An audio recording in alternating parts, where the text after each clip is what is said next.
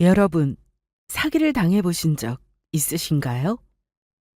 뉴스에서 사기를 당해 돈도 돌려받지 못하고 억울하게 당하기만 하는 사람들을 볼 때면 답답했습니다. 조금만 의심했으면 됐을 텐데 하고 말이죠. 하지만 내가 그런 상황이 되어보지 않았다면 역시나 함부로 말해서는 안 되겠더라고요. 사기당하는 사람이 바보가 아니라 사기치는 사람이 못된 사람이기 때문이죠. 제가 사기꾼과 결혼을 할 뻔했는데 대체 어떤 사연이었는지 지금부터 들려드리겠습니다. 안녕하세요. 저는 30대 여성으로 서울에서 부모님과 함께 살고 있습니다.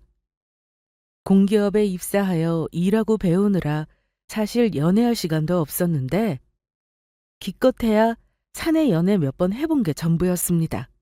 그렇다고 집에서 결혼 얘기를 하시지도 않아 저 역시 결혼을 빨리 해야겠다는 부담감은 없었어요. 그러다 저희 엄마와 친하게 지내시는 동네 아주머니로부터 한 남자를 소개받게 되었습니다. 저를 볼 때마다 중매 한번 서고 싶다는 말씀을 자주 하셨는데 지금 투자회사를 운영하고 있는 대표이고 아주머니도 투자를 했다면서 수익도 잘 나오니 좋은 회사라고 칭찬을 하시더라고요. 초이야, 이제 퇴근하는 거야? 내일 약속 알지? 아, 네, 아주머니. 오늘 좀 일이 많아서 늦게 끝났어요. 내일 2시로 알고 있는데 맞나요? 그래, 맞아. 내일 그 호텔 커피숍에 나는 안 가니까 둘이 잘 만나고 와. 알았지? 네, 그럼 들어가세요. 20대에는 소개팅이라고 하지만 30대가 되어서 누군가를 만나려니 선을 본다고 하기도 그렇고 소개팅이라는 말도 어울리지 않고 아무튼 약간의 부담도 되고 긴장도 되고 했습니다. 그래도 저희 엄마와 오래 알고 지내는 동네 아주머니의 주선이라 만나서 차나 한 잔 마시고 와야겠다는 생각으로 나갔습니다. 안녕하세요. 일찍 나오셨네요. 네, 안녕하세요. 주말이라 차가 좀 막힐까 싶어서 30분 일찍 나왔습니다. 죄송해요. 저는 시간을 딱 맞춰 왔는데 오래 기다리셨겠어요. 아니에요. 시간 금방 가던걸요. 점심 마시는 건 예약해뒀는데 바로 이동할까요? 네, 그러죠. 소개받은 남성은 저에게 바로 식사를 하러 가자고 권했고 예약해뒀다는 곳을 가보니 상당히 고급 레스토랑이었습니다. 굳이 메뉴판을 보지 않아도 비싼 음식점이라는 걸 알 수 있었죠. 여기 제가 자주 오는 곳인데 괜찮죠? 네, 음식도 맛있고 분위기가 너무 좋은데요. 그래서 저도 손님한테 식사 대접할 일이 생기면 꼭 여기로 와요. 그런데 희재 씨는 어떤 일을 하세요? 제가 전에 듣기로는 투자 사업 하신다고 들었거든요. 네, 맞아요. 아마 이 자리 만들어주신 여사님도 저희 회사에 투자하셔서 지금 수익금 꾸준히 받고 계실 거예요. 네, 저도 들었어요. 그런데 무슨 투자예요? 주식 이런 건가요? 맞아요, 주식. 제가 처음 회사 만들 때 같이 시작한 친구 녀석이 있는데 원래 증권사 다니다가 저랑 같이 일을 시작했어요. 그래서 주식에 대해서 모르는 게 없고 확실한 것만 권유하니까 수익금도 잘 나오는 편이고요. 아, 그러시구나. 저는 주식은 안 해봐서 잘 모르거든요. 그런데 좀 위험하지 않아요? 아무 정보 없이 무작정 투자하면 위험할 수 있는데 저희 회사는 하나하나 다 분석하기 때문에 그런 걱정 안 하셔도 됩니다. 첫 만남에 이런저런 궁금한 것들을 물어봤는데 자세히 설명해주는 모습도 그렇고 괜찮아 보였습니다. 그렇게 식사를 마치고 난 뒤 제가 커피를 샀고 각자 차를 가져와서 그 자리에서 헤어졌어요. 저를 데려다 주고 싶어 했는데 그러지 못해 매우 아쉬워했고 그래서 다음을 기약했습니다. 엄마, 저 왔어요. 엄마 잠깐 나갔다. 너 오늘 선 본 건 어떻게 됐어? 아빠, 선이라뇨. 그냥 소개팅 정도랄까요? 그냥 괜찮았어요. 별로 기대 안 했는데 사람 좋아 보이더라고요. 능력도 좋은 것 같고요. 엄마가 아주 기대를 하고 있던데 괜찮았다니 다행이네. 그래, 얼른 쉬어라. 그날 이후로 저는 소개받은 남자와 연락도 자주 했고 일주일에 3번 이상은 꼭 만났습니다. 그러다 3개월쯤 지났을까요? 저는 그 사람이 운영하는 회사가 너무 궁금했습니다. 마침 사무실 있는 동네를 지나고 있을 때라 제가 먼저 말을 꺼냈습니다. 희재 씨, 여기 어디가 회사라고 하지 않았어요? 맞아요. 근데 오늘은 이미 문도 닫고 해서 내가 다음에 초대할 테니까 그때 올래요? 네, 그래도 되고요. 제가 요즘 바빠서 책상도 좀 지저분해서 초희 씨 온다고 하면 깨끗하게 치우고 해야 되거든요. 이해해줘서 고마워요. 갑자기 자기 사무실을 방문한다고 하니 당황하는 눈빛이 보였습니다. 그런데 저라도 그랬을 거예요. 정리되지 않은 모습을 보여준다는 게 신경 쓰일 수 있으니까요. 아무튼 저는 전부터 투자 사기로 수익금을 받다가 사기를 당했다는 기사를 종종 봤던 터라 이 사람이 운영하는 회사가 정말 괜찮은지 그리고 혹시나 사기는 아닌지 확실하게 보고 싶었습니다. 초이야, 너 연애 사업 잘 돼가? 요즘 계속 칼퇴하느라 우리 전처럼 퇴근하고 커피 한 잔을 하기가 힘들다. 내가 요즘 좀 그랬지. 나도 사실 처음엔 별 신경 안 쓰고 한두 번 만나고 말 생각이었는데 만날수록 좋은 거 있지? 그런데 사업한다는 게 조금 걸리긴 해. 그냥 평범한 직장인이었으면 좋은데 말이야. 사업하면 직장인보다 돈은 더 벌겠네. 근데 무슨 사업하는데? 주식 관련해서 투자 사업한다고 하더라고. 그래? 그거 잘 알아봐야 돼. 물론 좋은 회사가 더 많겠지만 가끔씩 뉴스에도 나오고 하잖아. 나도 너처럼 그 생각이 먼저 나더라. 그래서 사무실 한번 구경하고 싶다고 했더니 조만간 초대한다고? 그래서 오늘 가보기로 했어. 그래, 가서 어떤 회사인지 제대로 보고 와. 결혼까지 할 거면 확실하게 알아둬야지. 회사에 나이가 같은 동기 사원이 있는데 사소한 얘기까지 나누는 친구입니다. 그러다 보니 현재 만나고 있는 남자친구에 대한 얘기도 많이 나누곤 했습니다. 그런데 저와 똑같이 회사를 제대로 보라고 하더군요. 그래서 퇴근 후 어떤 회사인지 잘 둘러볼 생각으로 남자친구를 만났습니다. 많이 기다렸어요? 오늘 차 가지고 출근하지 말라고 해서 오랜만에 버스 탔더니 예전 생각도 나고 좋더라고요. 저도 방금 왔어요. 버스가 빠르고 좋긴 한데 출퇴근 시간은 힘들죠. 자, 그럼 회사로 가볼까요?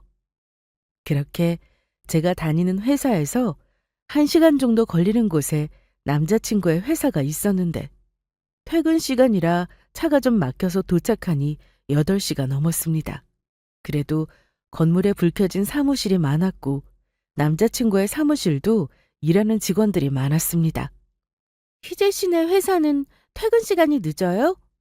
아직도 직원들이 일하네요? 원래는 6시 퇴근이긴 한데 마감도 해야 하고 일이 많은 날은 늦게까지 일해요. 오늘 저는 야근해야 되는데 초희 씨랑 저녁 먹을 생각으로 잠깐 나온 거예요. 그렇구나. 근데 사무실이 되게 깔끔하고 생각보다 넓은데요? 그래요? 자, 이쪽으로 와봐요.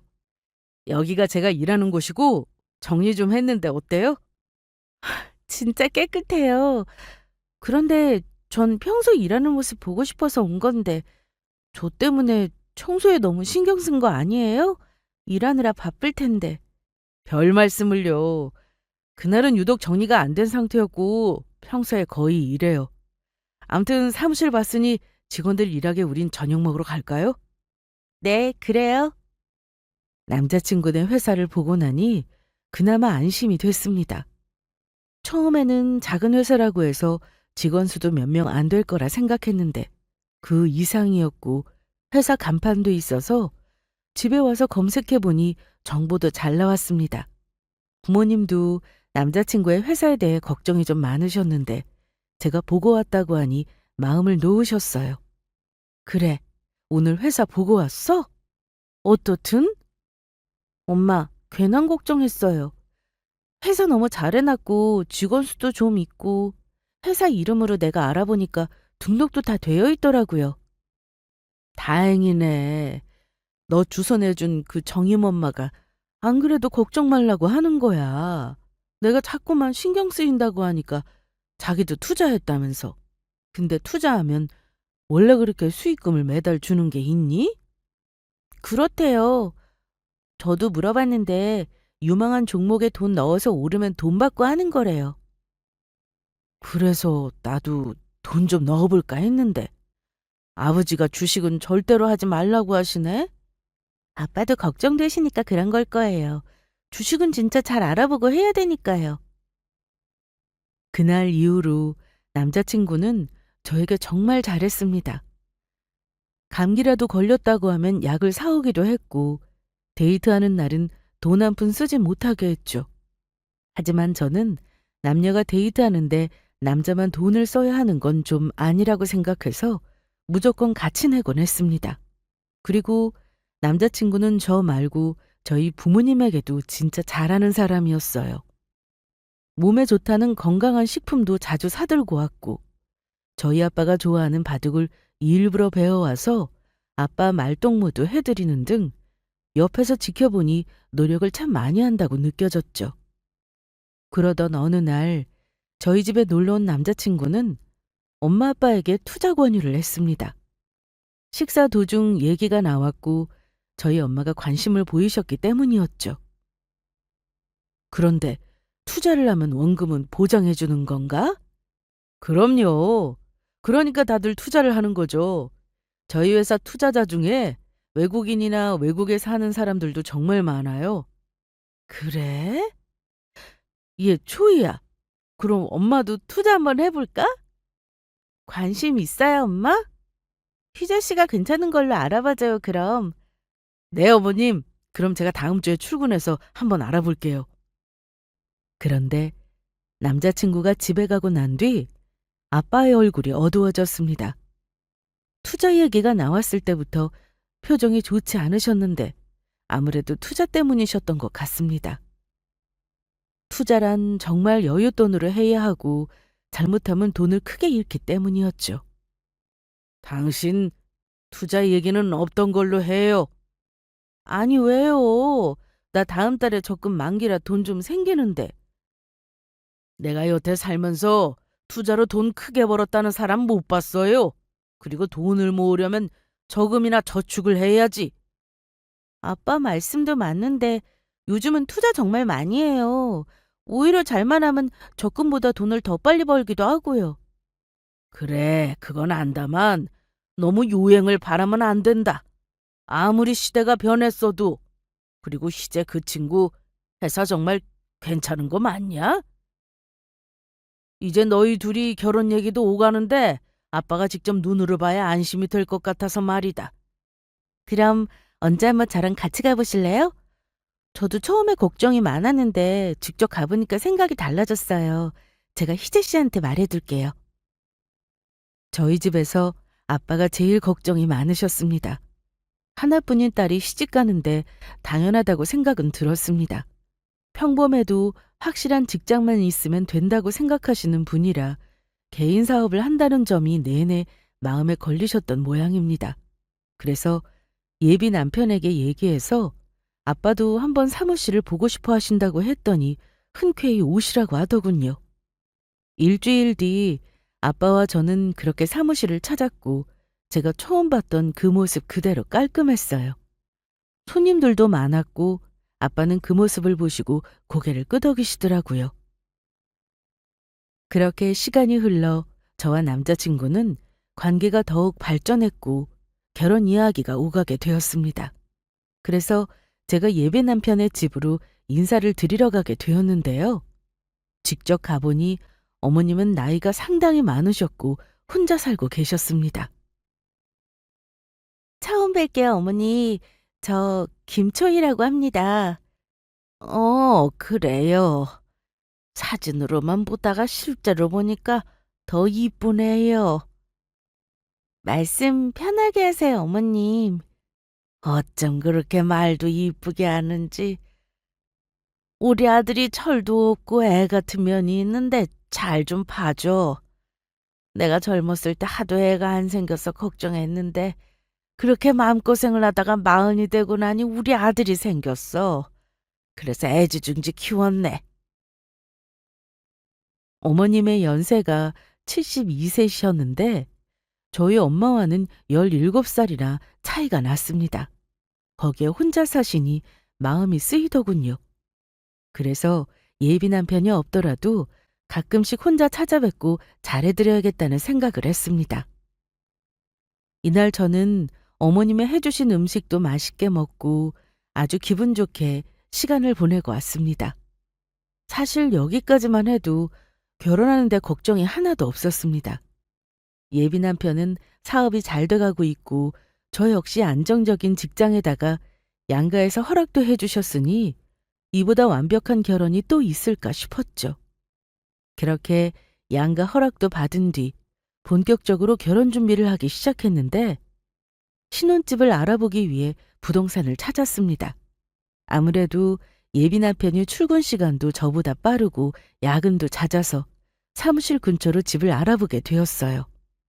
부동산을 방문했는데 중개인이 예비 남편과 친분이 있어 보였습니다. 알고 보니 현재 예비 남편의 사무실을 계약할 때 이 부동산에서 계약을 했다고 했습니다. 오랜만에 오셨네요, 사장님. 사업은 잘 되시고요. 네, 덕분에요. 안녕하세요. 여자친구신가? 결혼할 사람이에요. 그러시구나. 그런데 부동산 중개인 사장님은 예비 남편과 친분이 있어 보였으나 방문한 것에 대해서 그렇게 반가워하지 않으셨습니다. 좀 의아한 부분이었는데 예비 남편이 잠깐 전화 받으러 나간 사이 저에게 작은 쪽지를 건네주시는 게 아니겠어요? 이게 뭐예요? 지금 빨리 펴봐요. 얼른. 쪽지를 열어보니 글쎄 저 남자랑 결혼하면 인생 망쳐요 라고 써있더군요. 이 쪽지를 보는 순간 온몸에 소름이 쫙 끼쳤습니다. 이게 대체 무슨 일인지. 그래서 무슨 일이냐고 물어보니 바로 대답을 해주지 않으시더라고요. 얘기가 길다면서요. 그리고 쪽지를 저에게 몰래 준 걸 보면 예비 남편이 알면 안 된다는 거잖아요. 그래서 전화를 받고 들어온 예비 남편에게 아무렇지 않은 척하며 쪽지를 몰래 주머니에 넣었습니다. 저희는 그날 몇 군데 집을 더 알아보고는 바로 결정하지 못해 며칠 뒤 다시 방문하겠다고 하고는 나왔습니다. 나오는 길에 부동산 명함 하나를 챙겨왔고 집에 도착해서 바로 전화를 걸었습니다. 여보세요?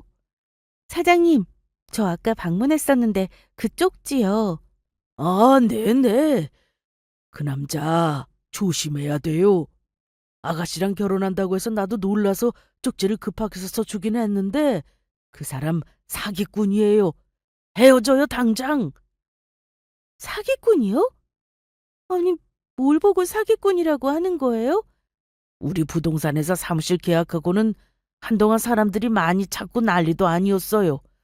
투자 회사라면서 특히나 나이 든 사람들이 엄청 몰렸는데 난 그거 보고 처음에 다단계하는 회사인가 싶었다니까요. 그래서요? 그 건물에서 특히 그 남자 사무실에만 하도 사람이 몰리니까 궁금해서 나도 찾아가서 봤는데 이게 사기더라고요. 그 뭐냐? 뉴스에도 나왔는데. 아, 맞다. 폰지 사기. 돈으로 돌려막기 하면서 수익금이라고 주다가 돈 안 주고 잠적하는 그 사기 수법이요.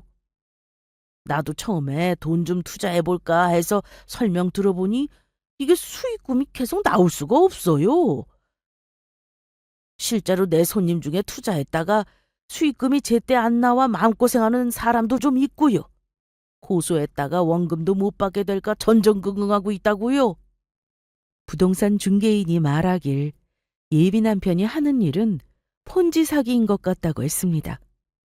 통화를 하면서도 손이 덜덜 떨리는데 부모님이 아시면 놀라실까봐 방에서 조용히 통화를 했네요.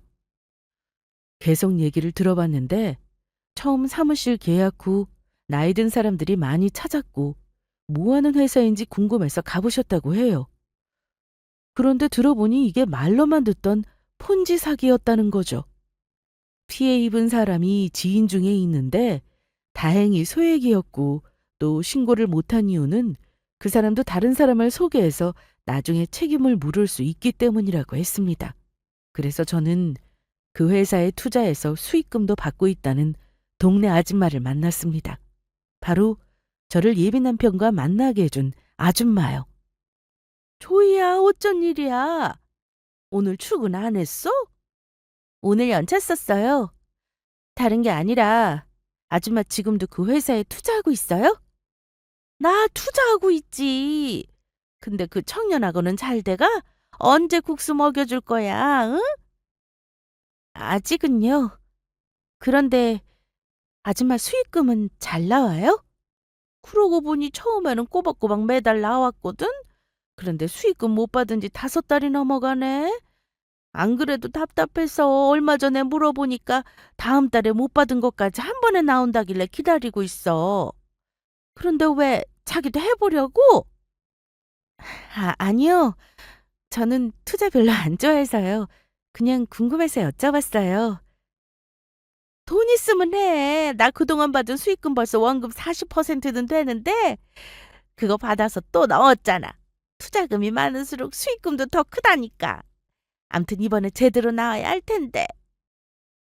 매달 수익금을 받고 있다던 동네 아줌마는 몇 달 전부터 돈을 못 받았다고 했습니다. 그런데 믿음이 대단한지 한 번에 돈을 줄 거라는 말도 믿고는 기다리고 있다고 하더군요. 사실 저도 믿어지지 않았습니다. 회사도 괜찮아 보였고 예비 남편의 언행도 문제가 없어 보였기 때문이죠. 이번 일은 혼자서는 감당이 안 될 것 같아 부모님께 말씀드렸습니다. 아빠는 전부터 의심쩍어 하셨는데 제 얘기를 들어보시고는 다시 한번 회사에 찾아가 보자고 하셨습니다. 이번에는 미리 말하지 말고 가보자고 하셨죠. 그런데 직접 찾아가 보니 정말 경악할 만한 광경이 눈앞에 펼쳐졌습니다. 사무실은 제가 전에 봤던 그 모습이 아니었습니다. 현관에 달려있던 간판은 어디로 갔는지 사라졌고 사무실 안에서는 손님들이 싸우는 모습도 보였습니다. 저 안쪽으로 예비 남편의 모습도 보였는데 들킬까봐 급하게 건물 밖으로 나와버렸습니다. 한동안 서 있다가 머릿속이 복잡해진 저는 집에 가려고 하는데 그때 마침 아까 사무실에 있던 한 남자를 마주쳤습니다. 그래서 제가 다짜고짜 물어봤죠. 저 아까 그 사무실에서 직원분하고 싸우시는 것 같던데 왜 그러신 거예요? 네? 당신 누구요? 저 이번에 이 회사에 투자했는데 모르는 게 많아서요. 아까 사무실 안에 계신 걸 봤거든요. 혹시 돈 넣었어요? 아가씨 당장 빼요. 얼른! 이거 사기예요. 폰지 사기. 처음에는 수익금도 잘 보내주고 해서 믿었는데 언젠가부터 돈을 안 주길래 원금 빼겠다고 하니까 안 줘요. 그래서 고소한다고 했더니 나한테도 책임이 있어서 고소를 못할 거라고 하더라고요. 나 참 기가 막혀서 책임이라고요? 내가 여기 회사에 수익금 받고는 괜찮은 것 같아서 친척한테도 소개하고 친구 녀석한테도 권했는데 소개해준 대가로 수익금의 플러스로 돈을 더 받았다고요. 그러니 나한테도 책임이 있다 이런 말을 하는데 고소했다가 나도 처벌받게 생겼어요. 아가씨는 돈 언제 넣었어요? 얼마나 넣었어요? 어, 저는 조금이에요. 아저씨는 얼마나 넣으신 거예요?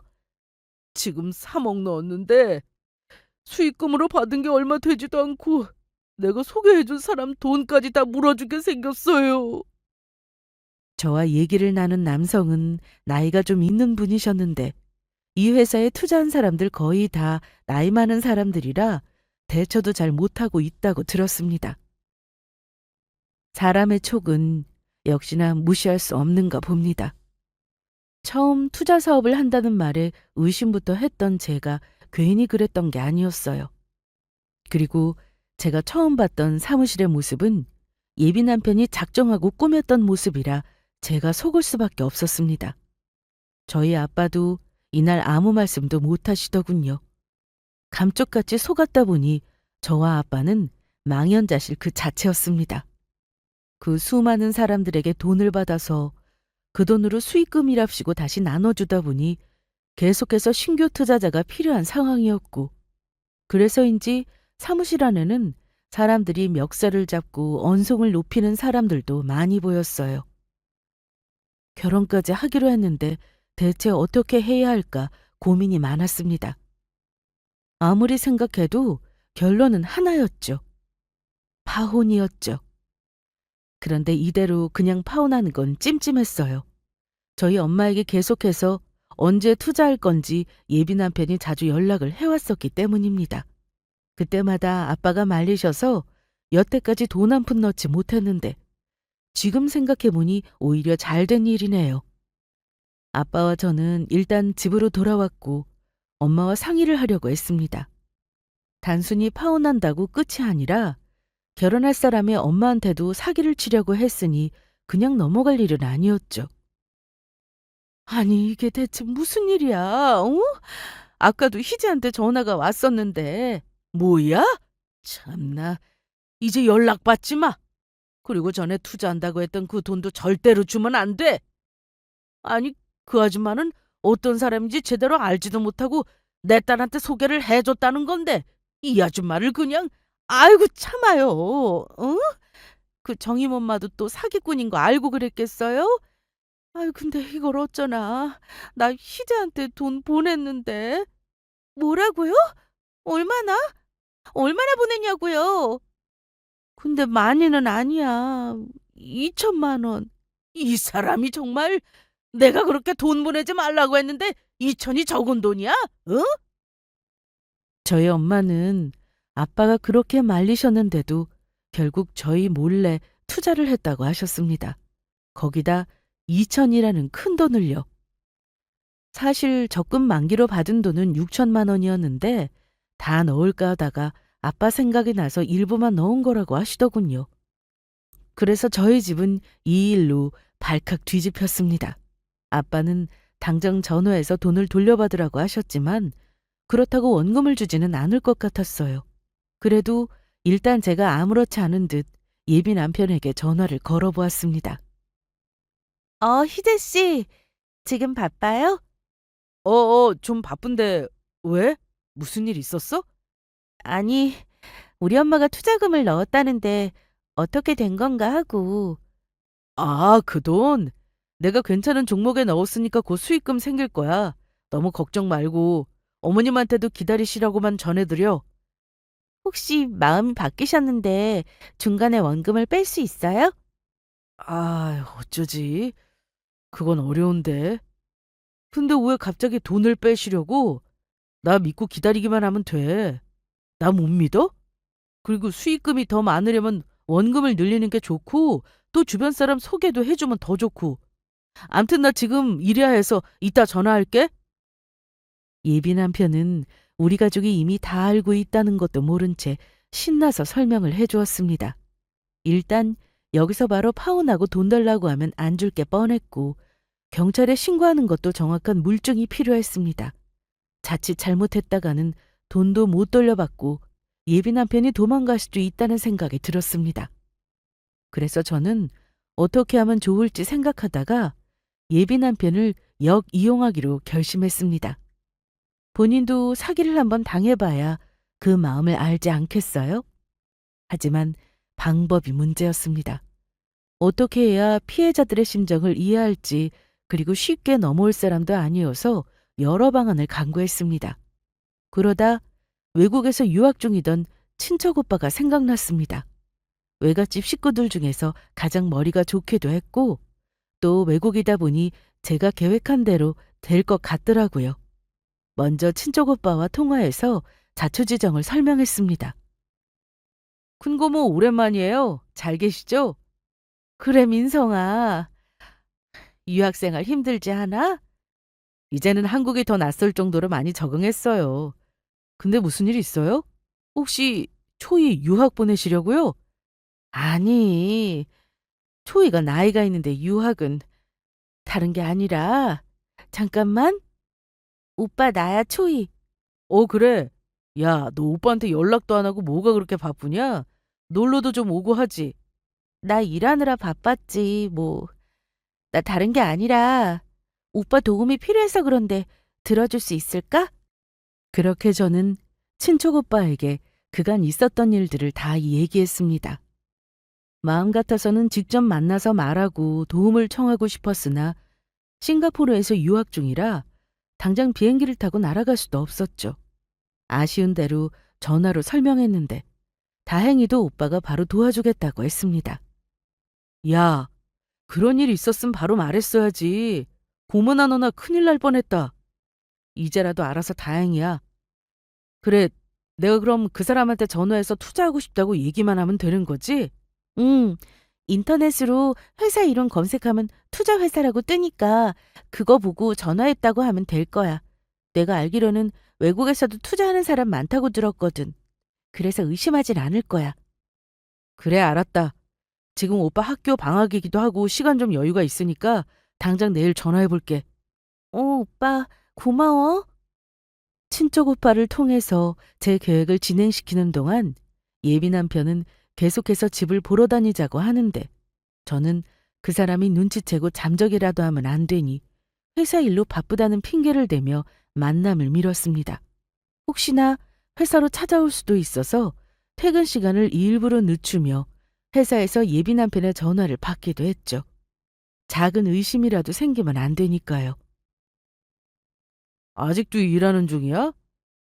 핸드폰 안 받길래 자기 자리로 전화한 건데 바쁜가 보네? 어, 요즘 갑자기 바빠졌어요. 나 1시간은 더 일해야 될 것 같은데 어쩌지? 그럼 내가 일 마치는 시간에 맞춰서 데리러 갈까? 아니에요. 더 길어질지도 모르고 마침 아빠가 우리 회사 근처에서 약속이 있으시대서 끝나고 같이 집에 가기로 했어요. 너무 걱정 말고 일 봐요. 그날 저녁 퇴근하고 밖에서 아빠를 만나 집에 왔는데 글쎄 예비 남편이 집에 와 있더군요. 놀란 저는 연락도 안 하고 어쩐 일이냐고 물었습니다. 그래도 오늘은 얼굴 한번 보려고 왔지. 아버님도 같이 오시네요. 아까 아빠 만나서 들어온다고 얘기했잖아요. 근데 벌써 일어나려고요? 그래, 아까워서 엄마랑 얘기 좀 했어. 늦었는데 얼른 들어가서 쉬어야지. 네, 어머님. 그럼 들어가 볼게요. 그리고 아까 제가 말씀드린 거 잘 생각해 보시고요. 아버님, 저 그만 가보겠습니다.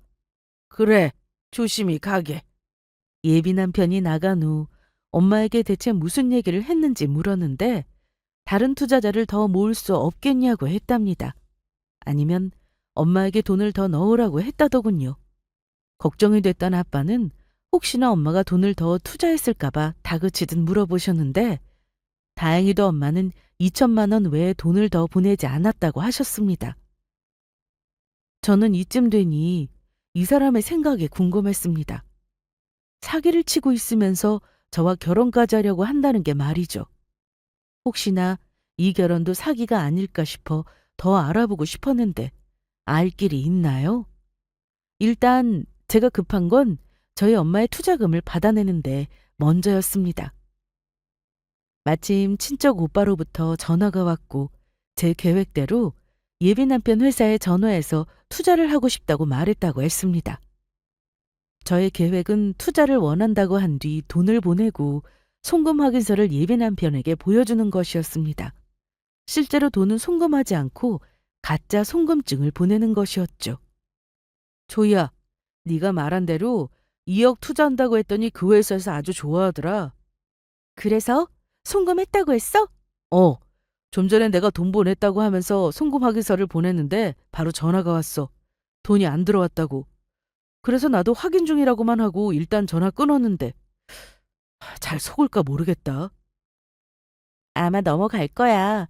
2억이면 큰 돈이고 외국 은행이라 여기서 뭘 알아보는 것도 쉽지 않을 거야. 그래, 그럼 내가 다시 연락해보고 전화 줄게. 이후 친척 오빠는 계속해서 진행 상황을 알려왔습니다. 오빠는 해당 은행에서 그 계좌의 사기 계좌로 의심되기 때문에 2억이라는 돈을 보관 중이라고 답했고, 계속 이상하다고 하면서 해결이 되지 않으면 경찰에 신고할 수밖에 없다고 했습니다. 사기 계좌라뇨? 그럴 리가요. 오늘 많은 사람들이 투자한다고 이용한 계좌인데요. 은행에서 저렇게 말하는데 제가 어떻게 합니까? 이거 해결 안 되면 저도 돈 못 돌려받고 은행 거래도 안 될 거라고 합니다. 서로 거래가 잘 된다는 증명을 하기 위해서는 그쪽이 제 계좌로 돈을 보내야 풀린다고 하는데 어떻게 하시겠어요? 말 그대로 예비 남편이 친척 오빠에게 알려준 계좌가 은행에서 사기 계좌로 의심되기 때문에 돈을 보낸 사람 역시 의심되어 거래 중지가 됐다고 했답니다. 그래서 그게 아님을 증명하려면 서로가 돈을 주고받은 내역이 필요한데, 오빠는 돈을 보냈으니 이번에는 예비 남편이 돈을 송금해야 한다는 거죠. 이게 바로 저의 계획이었습니다. 송금만 하면 사기 계좌가 아니라는 게 입증이 되고 자동 해제가 되기 때문에 묶여있는 돈이 그대로 송금된다고 거짓말을 한 것입니다. 처음 거래 금액이 2억이니 다시 보낼 때는 그 금액의 10%를 입금해야 한다고 안내받았다고 했더니, 예비 남편은 머뭇머뭇하더니 바로 대답을 하지 않고 다시 연락하겠다면서 전화를 끊었다고 해요. 저는 이 내용을 전해 듣고는 혹시나 눈치를 챈 게 아닌가 걱정이 앞섰습니다. 어떻게든 돌려받아야 하는데 돈 1,000만 원 모으기가 쉽나요? 그래서 저는 점점 더 마음이 급해졌습니다. 그런데 그때 예비 남편이 경찰서에 갑자기 잡혀갔다고 연락을 받았습니다. 사실 제가 결혼한 사이도 아니고 연락받을 상황도 아닌데 예비 남편의 엄마로부터 전화가 와서 알게 되었습니다. 아이고 초이야, 너 어디야? 나 지금 경찰서인데 네가 좀 와봐야겠다. 무슨 일인데요? 우리 아들이 경찰서에 잡혀왔어. 무슨 잘못을 했다는데 난 도통 모르겠다. 내 아들이 어디 가서 잘못할 사람도 아닌데 얼른 와봐, 응? 저는 굳이 갈 필요가 없었습니다. 이대로 헤어지면 끝이었으니까요. 하지만 저도 직접 가서 얼굴을 보고 파혼을 얘기하고 와야겠다는 생각이 들더군요.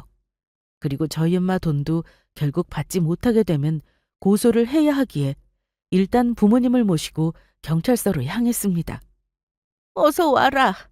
우리 아들 조사받고 있다고 해서 나는 들어오지도 못하게 하는데 너는 가볼 수 있지 않아? 곧 결혼도 할 건데. 어머님, 제가 물어봤는데 저도 못 들어간대요. 일단 조사 끝날 때까지 기다려봐야 될 것 같아요. 그리고 제가 지금부터 드리는 말씀 잘 들으세요. 희재 씨 잘못한 거 맞아요. 사람들한테 사기치고 다녔다고요. 뭐라고? 사기를 쳐? 아니, 내 아들이 그럴 리가. 안녕하세요. 제 돈도 가져가서는 돌려주지 않았어요. 그럴 리가. 아니, 아닐 게다. 우리 아들이 그럴 리가 없다. 저희 딸 파혼하겠다고 얘기하러 온 겁니다. 전화로 해도 될 말이지만 반성하는 모습이나 볼 거야 했는데 그냥 가야겠네요. 예비 남편 엄마는 망연자실한 표정으로 그 자리에 주저앉으셨습니다.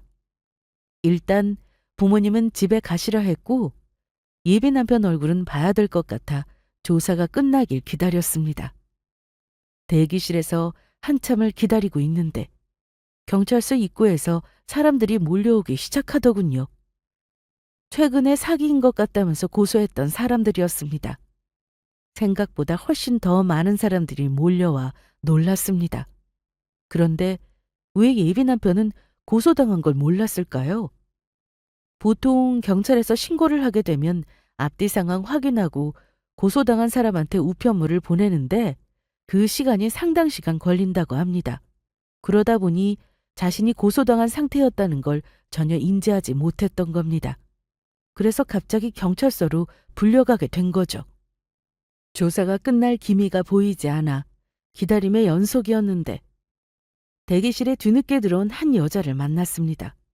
그 여자는 들어오면서 경찰서 입구에서 자기를 예비 남편 전처라고 하는 게 들렸는데 돈을 받아야 한다고 소리소리를 지르더군요. 대체 무슨 상황인지 지켜봤는데 알고 보니 예비 남편은 이전에 결혼한 적이 있었고 해당 가족에게도 투자 명목으로 돈을 받아 돌려주지 않았다고 했습니다. 그 당시 가족에게 그냥 돈을 받은 거라고 주장하는 바람에 받지 못했다고 하는데 이번에 경찰에 잡히면서 소식을 접하고 찾아왔더군요. 같이 대기실에 있으면서 제가 먼저 그 여자에게 말을 걸었습니다. 안녕하세요. 저 이번에 희재 씨와 결혼 약속했던 사람이에요. 다시는 결혼 안 할 거라고 하더니 그새 또 여자가 생겨서 참나. 혹시 그 사람한테 돈 줬어요? 아, 네. 저는 아니고 저희 엄마요. 근데 저한테는 결혼했다는 얘기를 한 적이 없었어요. 믿을 수가 없네요. 이혼남이었다니. 저랑 헤어질 때 다시는 결혼 같은 거 안 한다고 큰소리 쳤던 인간이에요. 그런데 새 출발하려고 했다니 소름 돋네요. 저는 그 인간한테 5억이나 돈을 못 받고 있어요. 저나 부모님 그리고 친척들한테까지 돈 받아가서는 수익금 준다더니 한 번도 돈 준 적 없다고요. 정말 대단한 사람이었습니다. 나오기만 하면 정말 뺨이라도 때려주고 싶었죠. 그리고 그 사기꾼 얼굴에 대고 당장 파혼이라고 말하고 돌아올 생각으로 기다렸는데 수많은 피해자들을 보니 나는 사기당한 것도 아니구나 싶었습니다. 마침 그 인간이 밖으로 나왔고 사람들이 몰려가 멱살을 잡고 난리도 아니더군요. 그러다 경찰들이 나와서 제지하고 피해자들도 조사받아야 한다고 해서 잠시 조용해진 틈을 타 사기꾼과 단둘이 얘기하게 되었습니다. 조이야, 나 정말 너랑 결혼하고는 이 사업 접으려고 했어. 그래서 너하고 집도 알아보러 다닌 거고. 내가 너한테 사기칠 거였으면 결혼하자고 했겠어? 돈이나 받아내고 튀었겠지. 그걸 지금 말이라고 해? 너 결혼했던 건 왜 말 안 했어? 그것도 사기야. 그걸 네가 어떻게... 난 네 전처라는 사람 만났어. 대기실에서 아까 못 봤니? 그 여자한테는 가족들 돈까지 다 뜯어갔다던데 나한테도 그럴 작정이었어? 아니야. 정말 아니야. 너 처음 봤을 때 정말 이 여자다 싶어서 놓치기 싫어서 나 정말 노력했어. 그건 너도 알잖아. 그리고 우리 엄마가 너 엄청 마음에 들어 하는데. 다 필요 없고 우리 파혼이야. 결혼 없던 걸로 하자고. 파혼? 야, 결혼이 장난이냐? 그리고 장모님 돈은 그럼 영영 못 받을 텐데? 어디서 장모님이래? 그리고 그 돈 받았어. 그러니 쓸데없는 걱정은 넣어둬. 돌려받다니. 난 돌려드린 적 없는데? 경찰서 대기실에서 기다리던 동안 엄마로부터 전화가 왔는데 돈을 돌려받았다는 연락이었습니다. 대체 어떻게 된 건가 했는데 친척 오빠가 예비 남편하고 통화가 안 되니 회사에 직접 전화를 걸었다고 해요. 그랬더니 다른 핸드폰으로 연결이 되었다고 하는데 동업한다는 다른 직원 전화였다고 합니다. 여보세요? 저 박희재 씨와 통화하고 싶은데 자리에 없습니까? 지금 통화가 어려운데 무슨 일이세요? 다른 게 아니라 지금 송금 문제가 생겨서 연락을 기다리고 있는 입장인데 답이 없으면 저는 어쩔 수 없이 신고해야 하거든요. 아, 그 얘기 저도 알고 있는데 아직 컨펌이 떨어지지가 않아서요. 제가 5분 뒤 이번으로 전화드리면 되겠습니까? 그리고는 그 동업자라는 사람이 경찰서에서 조사를 받고 있던 예비 남편에게 전화를 걸었던 거죠. 당장 돈도 필요했을 거고 2천만 원 송금해주면 2억이 생기는 거니 오히려 이득이라 생각한 예비 남편은 돈을 보내주라고 했던 모양입니다. 그렇게 해서 친척 오빠는 2천만 원을 송금받았고 그 후로 그 회사 연락처로 전화 오는 건 일체 받지 않았다고 합니다. 그리고 조사받느라 동업자의 전화를 제대로 받지 못한 예비 남편은 저를 통해서야 이 사실을 알게 되었고요. 너 혹시 한민성이라고 몰라? 한민성? 네가 그 사람을 어떻게 알아? 잠깐만, 여보세요? 한참 얘기하고 있는데 회사 동업자로부터 예비 남편에게 전화가 걸려왔습니다. 야, 너 어떻게 됐어? 조사는? 몰라. 지금 너무 안 좋다. 야, 근데 한민석 그 사람한테 돈 들어왔어? 2억? 안 그래도 그것 때문에 너한테 전화 계속했는데 왜 안 받냐? 나 경찰서잖아. 지금 통화 잠깐 할 수 있으니까 말해봐. 2천만 원 보냈더니 연락이 안 돼. 이거 어떻게 된 거야? 확실한 거 아니었어? 그렇게 전화를 끊은 예비 남편은 저를 노려보며 야, 너 그 새끼랑 무슨 사이야? 어? 나한테 돈 사기쳤는데 네가 그 사람 어떻게 알아? 친척 오빠야. 네가 돈 안 줄 거 뻔해서 오빠한테 부탁해서 돈 돌려받은 거라고. 우리 엄마한테 2천만 원 가져갔잖아? 그거 달라고 하니 못 준다고 했잖아. 이렇게라도 받아내야지 어떻게 그럼? 뭐라고? 그럼 네가 다 꾸민 거야? 너 나한테 어떻게 이래? 어? 이거 엄밀히 말하면 사기야. 사기? 야, 사기는 네가 우리 가족한테 친 거지. 그게 지금 나한테 할 말이야? 사과나 받을 생각으로 왔는데 기가 막히네. 너는 네가 지금 무슨 잘못을 한 건지도 모르지? 야, 원금 맡기고 이자처럼 수익금 준 게 뭔 잘못이냐? 그게 좋다고 돈 갖다 퍼주는 아줌마 아저씨들이 문제지. 돈 꽁으로 벌려고 했으면서. 저는 너무나도 어이가 없었습니다. 끝까지 자기 잘났다고 피해자들한테 문제가 있다고 하는 예비 남편을 보면서 할 말을 잃었죠.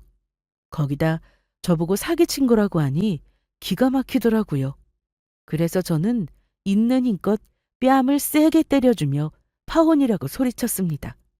욕도 실컷 퍼부었죠. 그리고도 분이 풀리지 않아 결혼 사기로 고소도 해버렸습니다. 저에게 혼인했던 걸 숨기고 결혼하자고 했으니 사기 성립도 되는 거죠. 거기에 결혼 약속 후 가족에게 돈까지 가져갔으니까요. 그렇게 저희는 파혼을 했습니다. 경찰서에서 나오는데 속이 다 후련하더군요. 그런데 저를 뒤따라온 예비 남편의 엄마가 저를 보고는 이런 말씀을 하셨습니다. 초이야, 미안하다. 내가 세상 물정 모르게 아들을 키웠구나.